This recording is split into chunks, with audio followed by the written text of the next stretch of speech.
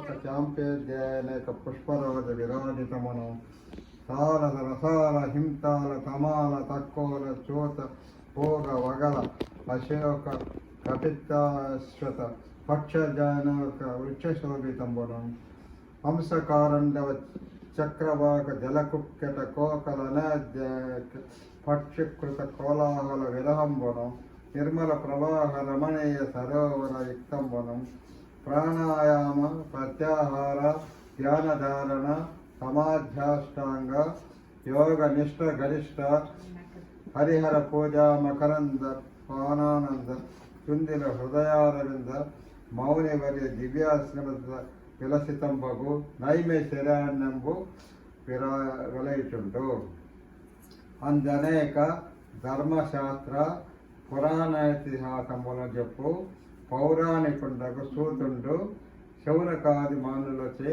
అనేక శాస్త్రంబులు బోధించుతుండను.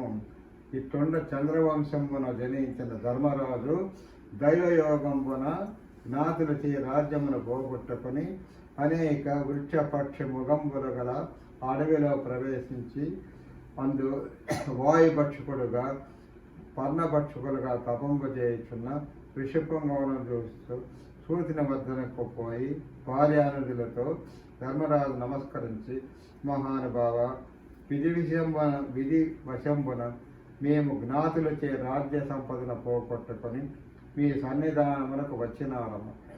మీ దర్శన భాగ్యము వల్ల సకల పాపములు నశించి మీ అనుగ్రహం వల్ల రాజ్య సంపాదన పొందే వ్రతంబు తెలియజేయవలసిందిగా సూతుని వేడగా సూతుడిట్లని, ధర్మరాజా, పుత్ర పౌత్రాభివృద్ధితో సమస్త పాపాలను పోగొట్టి సాంబశివుండు కుమారస్వామికి ఉపదేశించిన వ్రతం ఒకటి కలదు.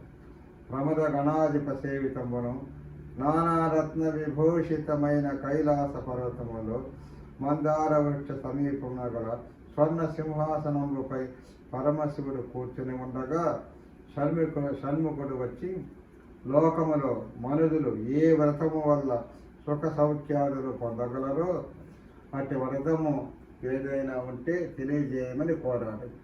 పరమశివుడు, ఓ కుమారస్వామి, సర్వ సౌఖ్యాలను ఆయుష్ను పెంపొందించే వినాయక వ్రతం కలదు.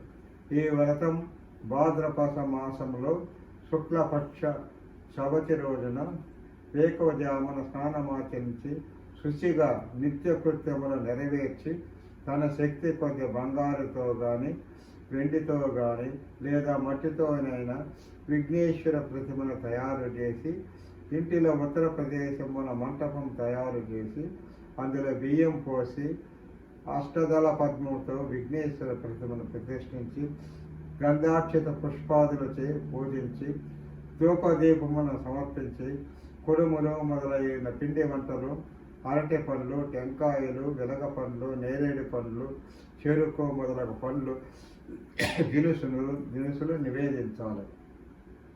నృత్య గీతములతో పురాణ పఠనములతో గణపతి పూజ సమాప్తి గావించి యథాశక్తిగా విపురులకు తాంబూల దక్షిణలు ఇచ్చి బంధుగణములతో భక్ష్య భోజ్యాదులతో భుజింపవలను. ఈ ప్రకారం ఎవరైతే చేస్తారో వానికి గణపతి వరప్రసాద ప్రభావం వలన మనోవాంఛలు గల కార్యములన్నీ సిద్ధించును. ఇందులో సందేహం లేదు. మరుసటి రోజు ఉదయమున లేచి స్నానాదులు గావించి పునః పూజ చేసి గణనాథునికి మౌన కృష్ణాదిన దండ యజ్ఞోపవీత కమండల వస్త్రమును సమర్పించి విప్రులకు దక్షిణ తాంబూలముతో భోజనాదులతో సంతృప్తి గావించాలి అని పరమశివుడు కుమారస్వామికి చెప్పాడు. వ్రతములో ఉత్తమైన ఈ వ్రతాన్ని గంధర్వ, కిన్నెర, కింపురుషాదులచే సదా ఆచరింపబడిందని స్కందునకు పరమశివుడు ఉపదేశించాడు. ఓ ధర్మరాజా, నీవు ఈ వ్రతాన్ని చేసినట్లయితే శత్రువులను జయించి సుఖప్రాప్తి పొందగలవు.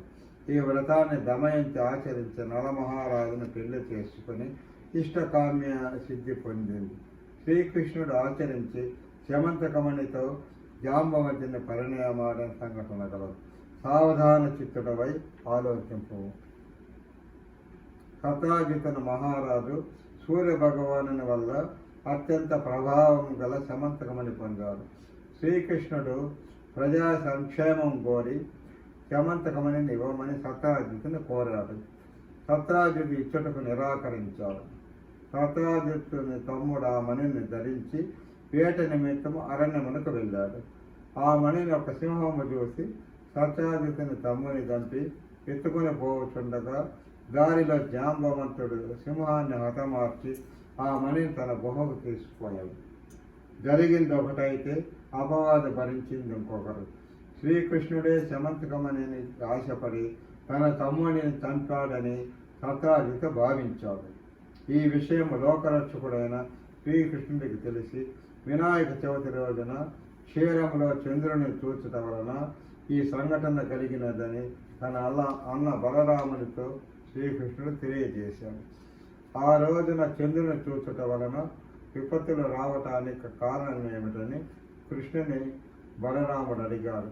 అన్న, కైలాసములో ఒక రోజున వినాయకుడు కుబ్జ రూపంతో ప్రకాశించుతుండగా అతను చూసి చంద్రుడు పక్కపక్క నవ్వాడు. వినాయకుడు చంద్రుని చూసి, ఓరి, నిన్ను ఈ చవితి రోజున ఎవరైతే చూస్తారో వారికి అపవాదులు కలిగి ఇబ్బందుల పాలగుదురుగాక అని చెప్పించాడు. చంద్రుడు తన అపరాధమును మన్నించుకుని వేడుగా వినాయకుడు స్కందునకు సాంబశివుడు ఆనందించిన ప్రకారం భాద్రపద శుద్ధ చవితి రోజునను యథావిధిగా శక్తి కొద్దీ పూజించి వ్రతం చేసే వారికి సంభవించిన అపవాదము తొలగి శత్రుజయము పుత్ర పౌత్రాభివృద్ధి మోక్ష ప్రాప్తి కలుగునని చంద్రునికి చెప్పాడు. చంద్రుడు మొదలగు వారు ఆ వ్రతం చేసిరని కృష్ణుడు బలభద్రునితో చెప్పాడు. బలభద్రుడు తన పురంలోని వారి ద్వారా ఈ వ్రతం చేయించాడు. శ్రీకృష్ణుడు యథావిధిగా వ్రతం చేసి వినాయకునికి ప్రణామం చేసి జాంబవంతుని చెంతకపోగా అతడు సమంతకమణితో పాటు జాంబవతి అనే కూతురిని శ్రీకృష్ణునికి వివాహం చేశాను. సమంతకమణిని సత్రాజిత్తునకు శ్రీకృష్ణుడు ఇచ్చాడు. సత్రాజిత్తు విషయాన్ని గ్రహించి నొచ్చుకొని తన కూతురు సత్యభామను కూడా కృష్ణునికిచ్చి వివాహం చేశాడు. వృత్రాసురుని హతంబనొచ్చినప్పుడు ఇంద్రుడును, సీతాదేవి అన్వేషణ సమయమున శ్రీరాముడును, భగీరథుడు గంగావతరణ సమయమున, అమృతోత్పాదన సమయమున దేవదానవులు, కుష్టి వ్యాధి నివృత్తి కోసం సాంబుడు ఈ వినాయక వ్రతం చేసినారు. ధర్మరాజు ఈ వ్రతం చేసి శత్రువును జయించి రాజ్య సంపద పొందాడు. వినాయక వ్రతం చేయటం వలన ఇష్టకామ్యము సిద్ధించుట చేత గణేశుడు సిద్ధి వినాయకుడిగా ప్రసిద్ధి పొందాడు. విద్యారంభ కాలమున పూజించిన విద్యాలాభము కలుగును. పుత్రార్థ కాముకులు పుత్రార్థములు బడయుదులు. కన్యలు పూజించుట వలన చక్కని భర్తను, ముత్తైదువులు పూజించుట వలన నిత్య సౌభాగ్యమును పొందుదురు. విధవలు పూజించుట వలన మరే జన్మయందును వైవిధ్యమును పొందరు. కావున ఈ వ్రతమును బ్రాహ్మణ, క్షత్రియ, వైశ్య, శూద్రులు యథావిధిగా ఆచరించినచో శ్రీ గణపతి కరుణ కటాక్షములను సకల ఐశ్వర్యములు పొంది సుఖముగా ఉందురుగాక. సర్వులు చేయదగిన వ్రతం వినాయక వ్రతం. శ్రీ వినాయక వ్రత కథ సమాప్తం. ఓం శాంతి శాంతి శాంతి. ఇంకా కర్పూరం వచ్చి హారతి ఇచ్చేసి అడిగే సమాప్తం. ఎవరు రాలేదు రాజా.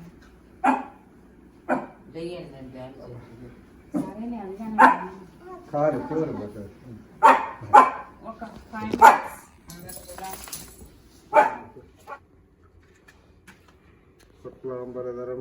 విష్ణుం శశివర్ణం చతుర్భుజం ప్రసన్నవదనం జాయే సర్వవిఘ్నోపశాంతయే అగజానన పద్మార్కం గజానన మహర్నిశం అనేకదంతం భక్తానాం ఏకదంతం ఉపాస్మహే.